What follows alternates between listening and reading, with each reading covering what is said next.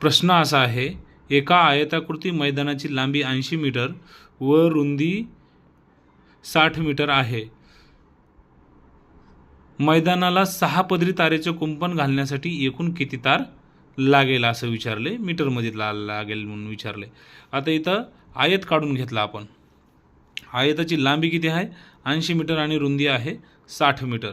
तर ज्या वेळेस आयताची लांबी आणि रुंदी दिलेली असते आणि तारेचं कुंपण काढायचं असतं त्यावेळेस एक सूत्र आहे 2 कंसात लांबी अधिक रुंदी गुणिले फेरे. फेरे म्हणजे किती फेरे काढायला सांगितलेत. वरील उदाहरणामध्ये आपल्याला 6 फेरे काढायला सांगितले की 6 फेऱ्याला एकूण किती तार लागेल. आता बघा सूत्रामध्ये किमती आपण फक्त टाकून घेऊ. 2ला 2 घेतलं वरचं जसं तसं.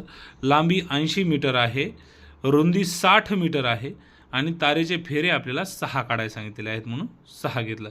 आता ह्याचा गुणाकार करून घेऊ. आता इथं दिलेल्यानुसार ह्या दोघांची बेरीज 80 अधिक 60 बरोबर 140 घेतलेले आहे. 2 जशास तसं ठेवले आणि 6ला 6 जशास तसं वर्ण खाली आहेत. आता ह्याची बेरीज जर केला तर 140 गुणिले 6 बरोबर 840 गुणिले 2.